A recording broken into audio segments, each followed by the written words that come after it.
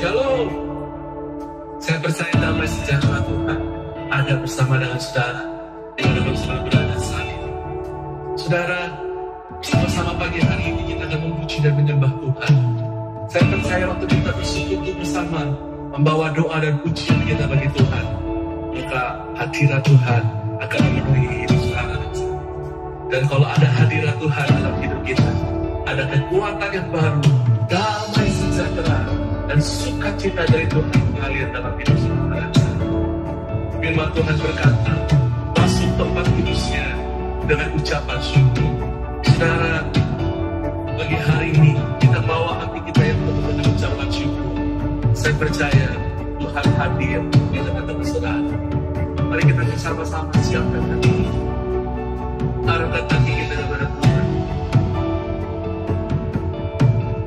Hanya syukur padamu Yesus, ku sembah sujud kepadamu Tuhan, di hadapan tahta kemuliaan-Mu, ku tinggikan anugerah selamanya. Segala puji syukur bagimu, ku tinggikan namamu selalu. Kemuliaan hanya bagimu, terpujilah namamu. Tuhan segala puji, segala puji syukur bagimu, ku tinggikan namamu selalu. Kemuliaan hanya bagimu, terpujilah namamu, terpujilah namamu.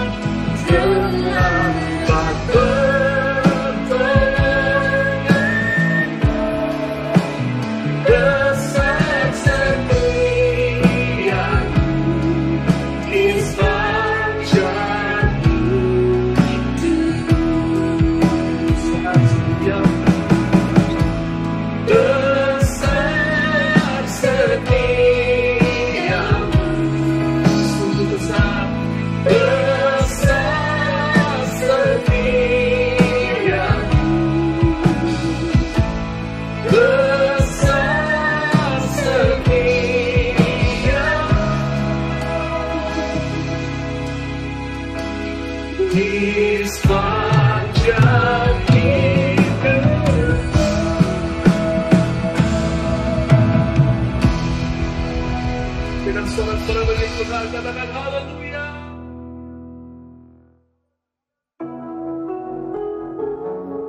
Kita terus menyembah Tuhan. Terima kasih untuk kehadiran-Mu yang percaya lawatan ini akan setiap hari. Mari kita terus menyembah Tuhan.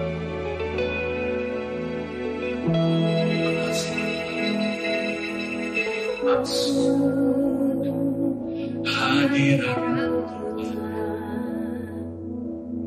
dengan korban puji, masuk hadirat berhiaskan berkuduskan.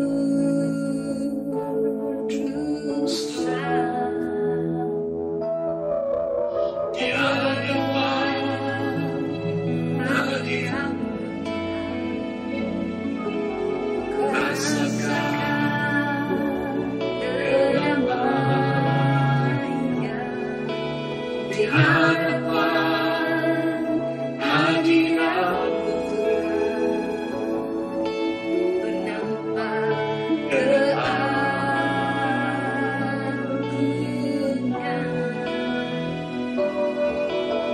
Yesus bersama sujud di hadapan-Mu, keinginan dalam hidupku hanya untuk menyembah-Mu. Kini doa kami Tuhan, lebih dalam bersekutu dengan-Mu. Kita katakan bersama-sama.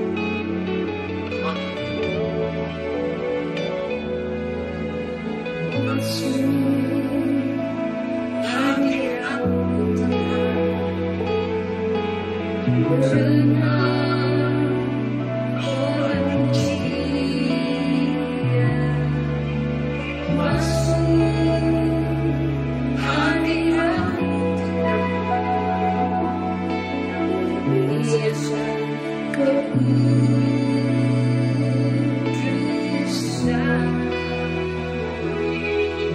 Di hadapan hadirat-Mu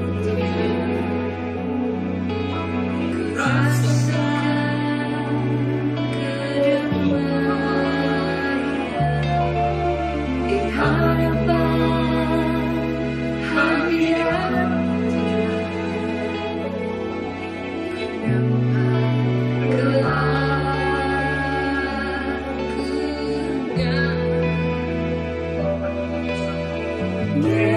Yesus bersama sujud di hadapan-Mu, keinginan dalam hidupku hanya untuk menyembah-Mu.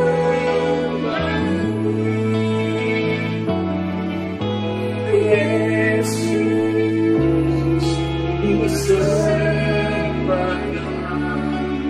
sujud di hadapan-Mu, keinginan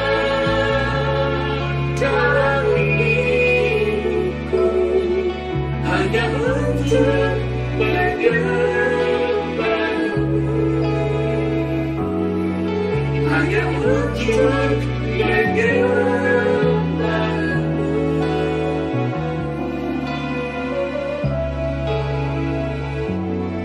Hanya untuk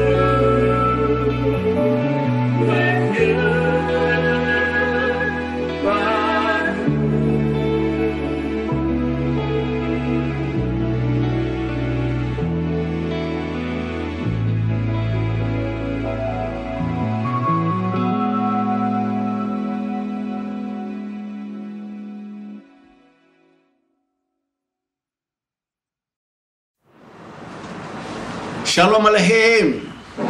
Jemaat pemulihan yang Tuhan kasihi, kita bersyukur sampai saat ini kita masih ada di rumah bersama-sama. Tapi saya yakin kita terus berdoa. Seperti Tuhan Yesus menyuruh kita berdoa dalam Lukas 18 ayat yang pertama. Tuhan katakan supaya kita jangan jemu-jemu berdoa. Kita terus berdoa. Karena nafas kita orang Kristen adalah doa. Kalau kita berhenti bernafas berarti mati. Kalau kita berhenti berdoa berarti kita mati rohani.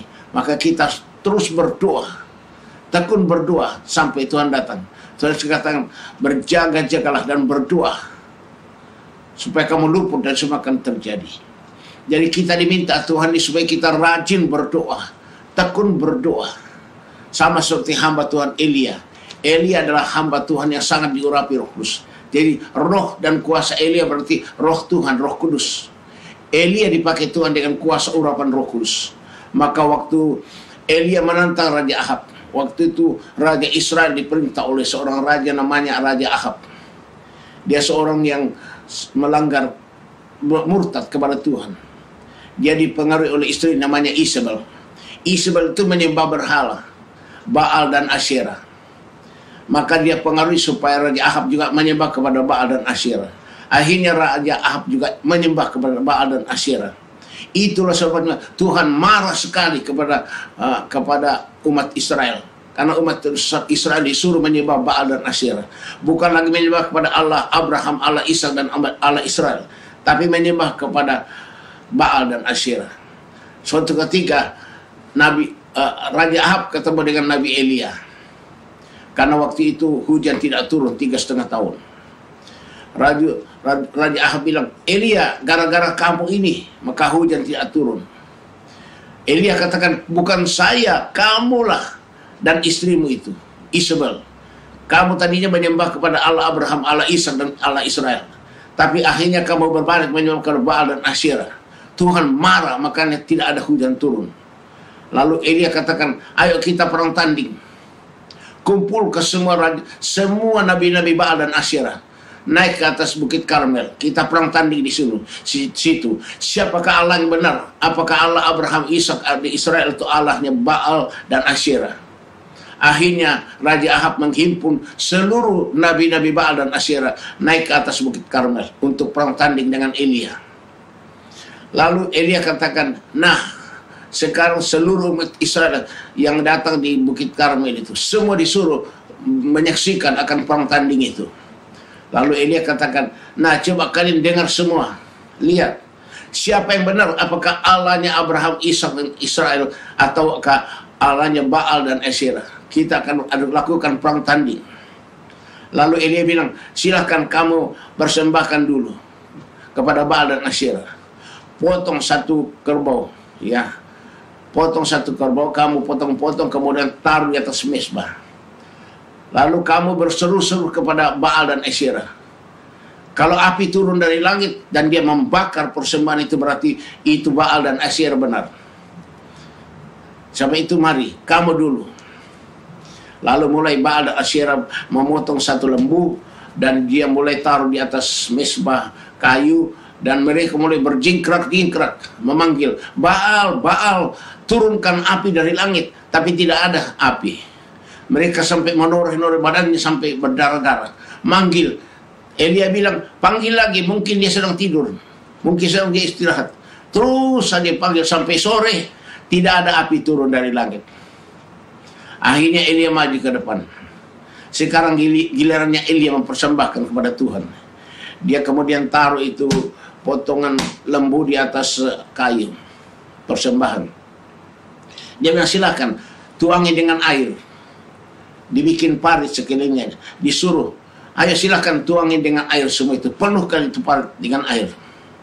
Ya, supaya kalian tahu Allahku Allah segala-galanya. Lalu persembahan itu dituangi dengan sampai basah, sampai parit pun penuh dengan air. Lalu Elia maju ke depan. Dengarkan semua umat Israel. Aku adalah hamba Tuhan yang disuruh Tuhan menyampaikan berita supaya kalian tahu bahwa Allah kita adalah Allah Abraham, Allah Ishak, Allah Israel. Lalu Elia mulai maju ke depan dan dia mulai mengangkat tangannya dan berseru kepada Tuhan. Di dalam Satu Raja-Raja 18 ayat 36 sampai 39, saya akan bacakan. Kemudian pada waktu mempersembahkan korban petang, tampillah Nabi Elia dan berkata, "Ya Tuhan Allah Abraham, Ishak dan Israel, pada hari ini biarlah diketahui orang bahwa Engkaulah Allah di tengah-tengah Israel, dan bahwa aku ini hamba-Mu, dan bahwa atas firman-Mu lah aku melakukan segala perkara ini. Jawablah aku ya Tuhan, jawablah aku, supaya bangsa ini mengetahui bahwa Engkau adalah Allah ya Tuhan, dan Engkaulah yang membuat hati mereka tobat kembali." Lalu turunlah api Tuhan menyambar habis korban bakaran, kayu, api, batu, dan tanah itu habis dibakar. Bahkan air yang dalam parit itu habis dijilatnya.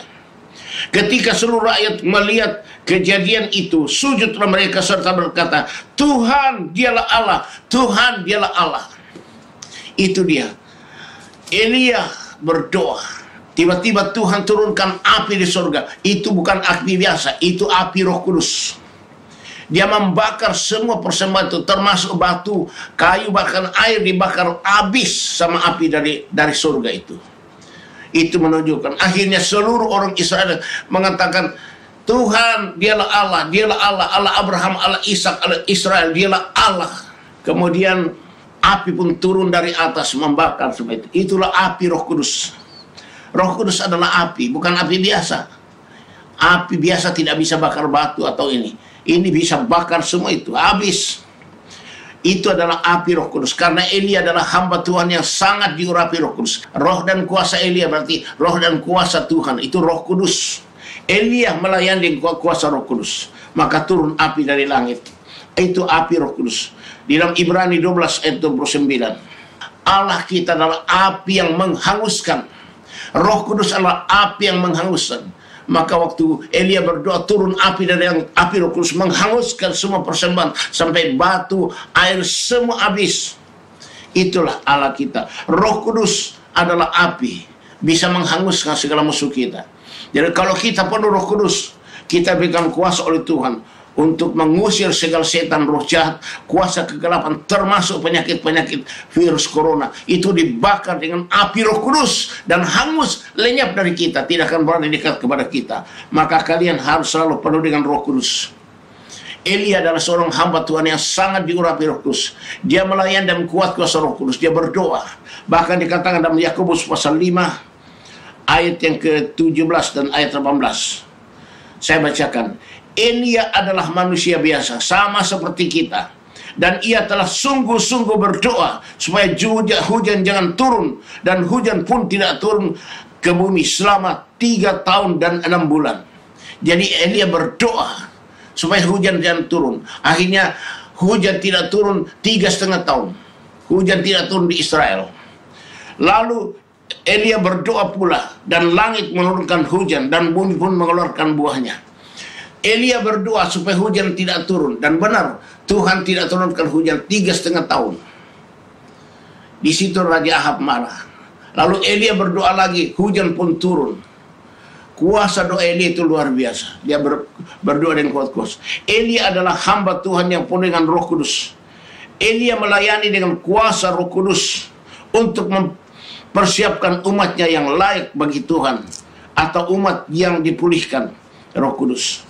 Elia melayani untuk mempersiapkan umat yang layak, umat Israel yang layak bagi Tuhan. Hanya menyembah kepada Allah Abraham, Allah Ishak, dan Allah Israel.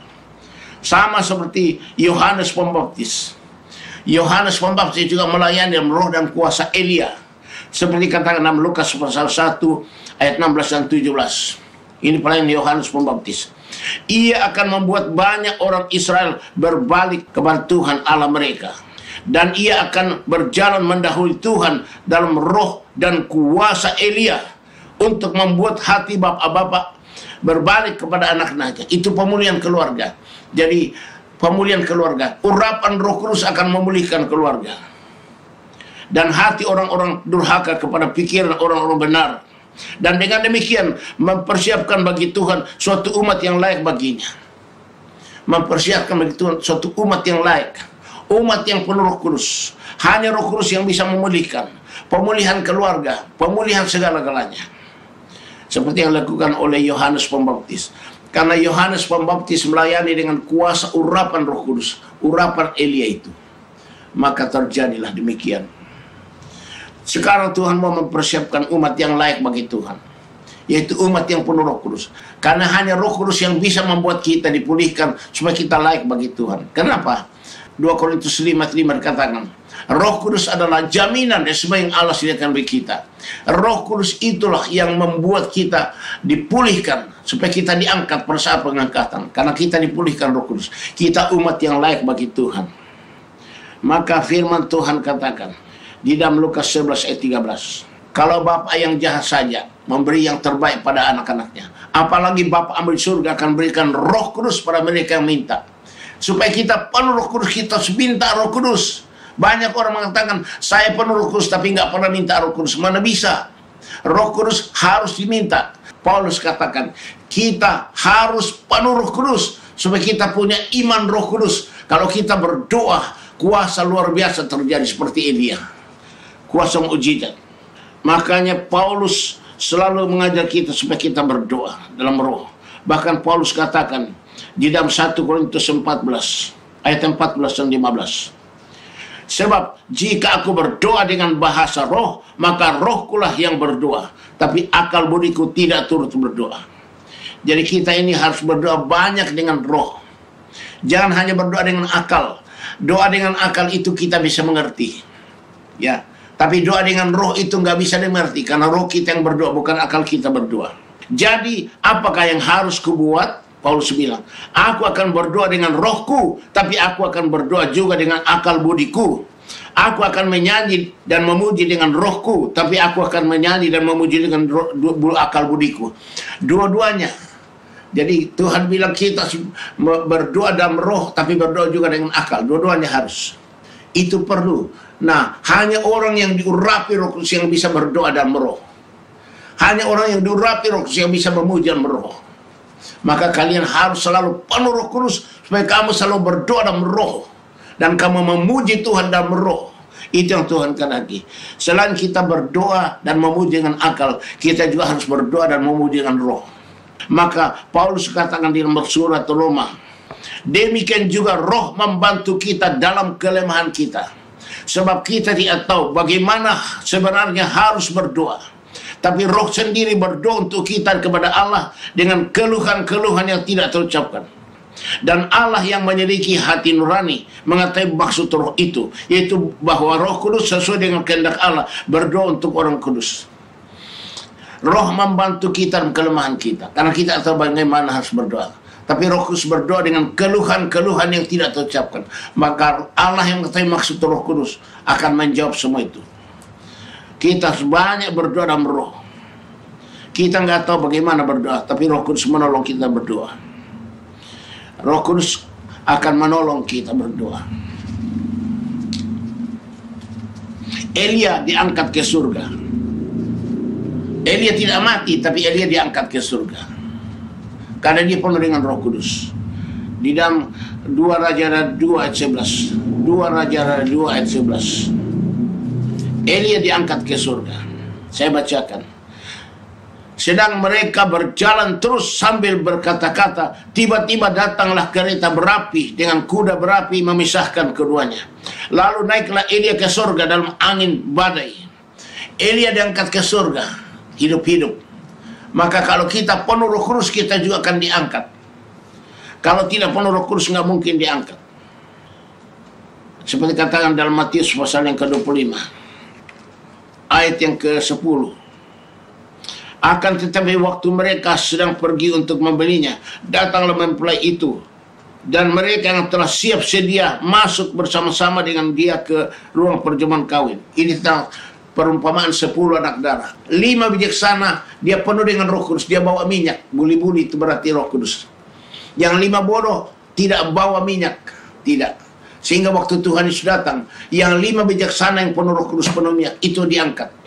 Pintu ditutup. Yang 5 bodoh tidak diangkat. Lalu mereka pergi. Dia minta supaya dikasih minyak, nggak ada minyak. Lalu dia pergi belanja minyak. Tapi waktu mereka pulang, mereka lihat pintu ditutup, mereka ketuk, bukakan kami. Tapi Tuhan bilang apa? Aku tidak pernah kenal kamu, nyah daripadaku, kamu semua pembuat kejahatan. Itu dia. Makanya kalau kita pun Roh Kudus pasti diangkat pada saat pengangkatan. Tuhan mau supaya kita diangkat semua. Kita harus penuh dengan Roh Kudus. Karena itu ayat 13. Karena itu berjaga-jagalah, sebab kamu tidak tahu akan hari maupun akan saatnya. Di dalam Lukas 21 ayat 34 sampai 36. Jagalah dirimu supaya hatimu jangan syarat oleh pesta pora dan kemabukan serta kepentingan-kepentingan duniawi.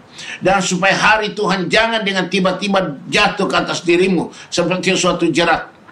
Berjaga-jaga senantiasa sambil berdoa, supaya kamu beroleh kekuatan untuk luput dari semua yang akan terjadi itu, dan supaya kamu tahan berdiri di hadapan anak manusia. Tuhan suruh kita berjaga-jaga. Berarti apa? Kita penuh Roh Kudus dan hati kita harus benar. Jagalah dirimu supaya hatimu jangan syarat oleh pesta pora. Hati kita ini harus dijaga supaya jangan syarat dengan pesta pora dan kemabukan, kepentingan duniawi. Hati kita hati yang berkenan pada Tuhan. Dan kita penuh dengan Roh Kudus supaya pada saat Tuhan datang, Tuhan lihat hati kita berkenan pada Tuhan, dan kita penuh dengan Roh Kudus, maka kita akan diangkat oleh Tuhan. Pengangkatan tidak lama lagi terjadi. Kalian harus penuh Roh Kudus dan penuh firman, supaya pada saat Tuhan datang, kita penuh Roh Kudus dan hati kita dipulihkan Roh Kudus. Hanya Roh Kudus yang bisa memulihkan hati kita. Dikatakan dalam Yehezkiel pasal 36 ayat yang ke-25. Roh Kudus akan memulihkan hati kita menjadi hati yang baru, roh yang baru, supaya kita memiliki hati yang baik. Dan kita penuh Roh Kudus pasti diangkat pada saat pengangkatan. Kedatangannya sudah dekat. Sekarang Antikris akan datang menguasai dunia ini. Namanya si Dajjal. Antikris, si Dajjal akan menguasai dunia ini. 3,5 tahun lamanya. Dia akan menyiksa. Dia akan kasih kita cap. Semua orang yang ditinggal itu akan dikasih cap 666, 666. Seperti katakan di dalam Wahyu pasal 13 ayat 16, 17 dan 18. Akan dikasih cap. Itu berarti miliknya iblis. Tapi kita umat yang diurapi Roh Kudus, kita sudah diangkat. Pada saat Antikris mulai menguasai dunia ini, dia mulai memerintah. Dan dia mulai berkhotbah di Bait Allah di Yerusalem dan mengatakan, akulah Allah. Disitulah orang Israel marah dan mengatakan, wah si Dajjal. Mulai terjadi siksaan dahsyat kepada orang Israel. Disiksa. Penyiksaan itu akan terjadi dari Yerusalem seluruh dunia sampai ke ujung bumi. Itu si Dajjal, itu Antikris, akan memberikan cap 666. Chip itu akan ditaruh di mana? Di dahi dan di lengan kanan. Di lengan kanan ditaruh. Nah, orang dikasih chip berarti dia sudah miliknya iblis, masuk neraka. Tapi kita umat yang diurapi Roh Kudus sudah diangkat dulu.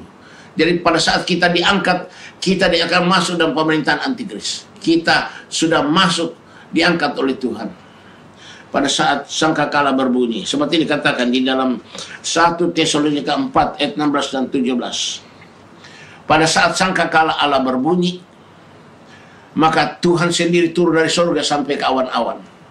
Dan orang yang mati dalam Kristus yang diurapi Roh Kudus, orang yang diurapi Roh Kudus mati, itu akan diangkat, dapat tubuh kemudian naik ketemu Tuhan Yesus di awan-awan. Dan kita yang masih hidup, yang diurapi Roh Kudus, kita akan diubah seperti tubuh kemuliaan, kita juga diangkat. Jadi Tuhan Yesus akan mengumpulkan semua umat yang diurapi Roh Kudus, baik yang sudah mati dia bangkitkan maupun yang kita hidup. Kita yang hidup, yang diubah Roh Kudus juga diangkat sama-sama. Kita akan bertemu Tuhan di awan-awan, di angkasa. Lalu Tuhan Yesus bawa kita masuk dalam pesta perjamuan kawin anak domba Allah.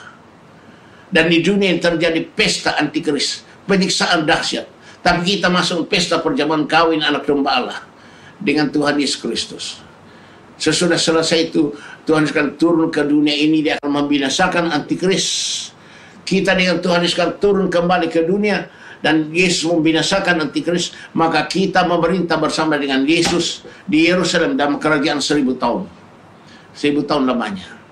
Itu akhirnya semuanya. Maka saya minta kepada jemaat Tuhan, rajin terus berdoa seperti Elia.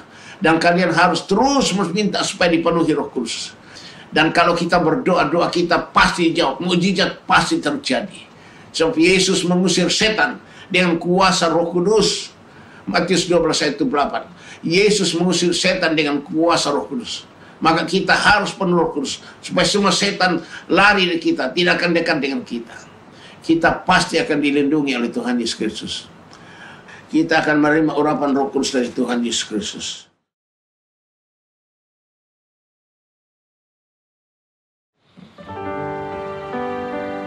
Haleluya. Terima kasih Bapa yang Maha Baik. Terima kasih. Mari kita berdoa, saudara. Terima kasih Bapa di surga untuk firman-firman Engkau sampaikan pada kami. Supaya kami selalu minta dipenuhi Roh Kudus. Penuh Roh Kudus, penuh firman. Supaya kami memiliki iman seperti iman Elia. Apa yang kami minta pasti kami dapat. Dan kami sungguh-sungguh memiliki kuat kuasa seperti Elia. Dan kami akan jadi saksi Kristus. Terima kasih Bapa untuk umat-Mu yang mendengar firman-Mu ini. Supaya umat-Mu ini terus haus rindu diurapi dengan Roh Kudus, dipenuhi dengan firman yang kuat, menjadi umat yang layak kepadamu. Pada saat pengangkatan, maka umat-Mu yang diurapi Roh Kudus, penuh firman Roh Kudus, itu pasti akan diangkat bertemu Tuhan di angkasa, masuk dalam pesta perjamuan kawin anak domba Allah. Itu kami haus Bapa, kami haus untuk diurapi Roh Kudus sekarang ini. Tuhan Yesus, kami mohon Engkau urapi kami Roh Kudus. Mari jemaat Tuhan, angkat tanganmu ke atas, buka hatimu, dan mulai minta Roh Kudus kepada Tuhan Yesus. Tuhan Yesus bilang, apalagi Bapa-Mu di surga, Dia akan berikan Roh Kudus pada mereka yang meminta. Mari saya minta supaya kalian minta Roh Kudus pada Tuhan Yesus. Minta saat ini. Hosanna, Hosanna, Hosanna. Oh remanda pemalaman. Oh Yesus, mari Tuhan Yesus, Engkau turun, penuhi kami semua dengan Roh Kudus. Tuhan Yesus, penuhi kami semua dengan Roh Kudus. Baptis kami dengan Roh Kudus. Penuhi kami dengan Roh Kudus Tuhan Yesus. Urapi kami semua dengan Roh Kudus. Supaya kami umat yang diurapi Roh Kudus terus penuh dengan Roh Kudus seperti Elia. Inna pamalabakata kintanama. Urapa malabakata kintanama. Urapa malabakata kintanama. Oh Yesus Kristus, Engkau melihat umat-Mu. Kami haus rindu diurapi Roh Kudus supaya kami penuh Roh Kudus seperti Elia, dan kami berdoa dan doa kami dijawab dan mukjizat terjadi. Kami diangkat pada saat pengangkatan karena Roh Kudus memenuhi kami seperti Elia. Kami diangkat hidup-hidup. Inna pemalabakata kunna rifam malabakata kinam. Oh Yesus Kristus, curahkan Roh Kudus-Mu saat ini. Haleluya, haleluya. Dalam nama Tuhan Yesus Kristus, kami minta padamu Tuhan, urapi kami Roh Kudus. Dalam nama Tuhan Yesus Kristus, terimalah urapan Roh Kudus, api dari Tuhan. Terima dalam nama Tuhan Yesus Kristus. Urapan malabakata kinta, lemena pemanama malabakata koran, eropa malabakan turbenama, erosan tanama, idaman minda malabakata puriasan, urapan malabakata kanadana malaba, idaman minda malabakata, hosana hosana hosana, elaitam emma malabakunta. Haleluya mana urapan malabakanto, haleluya hosana hosana, lemalabakan malabakatu, haleluya hosana hosana, elaitam malabakan terma. Oh haleluya haleluya. Terima kasih Roh Kudus, Engkau sudah mengurapi kami dengan Roh Kudus yang terbesar yang tidak terbatas. Kami diberikan kuasa di surga dan di bumi untuk melayani seperti Elia, berdoa seperti Elia, dan terjadi mukjizat. Kami yakin Roh Kudus adalah jaminan bagi kami menerima semua yang Tuhan sediakan bagi kami di bumi dan surga. Terima kasih Bapa. Dalam nama Tuhan Yesus Kristus kami berdoa. Haleluya. Amin.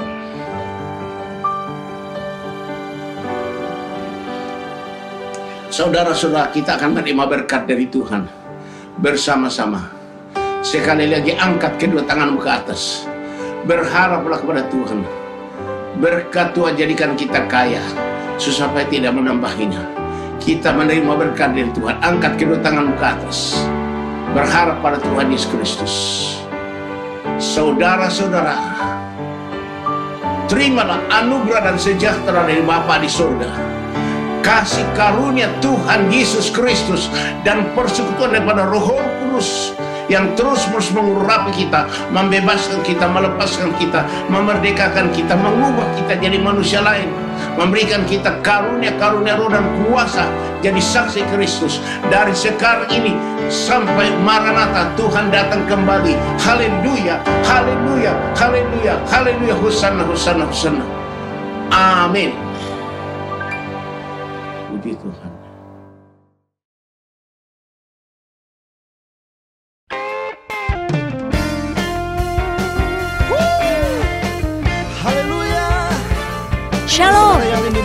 Selamat hari Minggu. Kami mengajak Bapak Ibu Saudara yang terkasih di dalam Tuhan untuk mengikuti channel YouTube kami, GB Visi Pemulihan Official. Untuk mengetahui informasi mengenai GB Visi Pemulihan dan update ibadah online kami, Bapak Ibu Saudara dapat mengunjungi website kami di www.gbvisipemulihan.org atau follow Instagram kami @gbvisipemulihan.official. Terima kasih, Tuhan Yesus memberkati.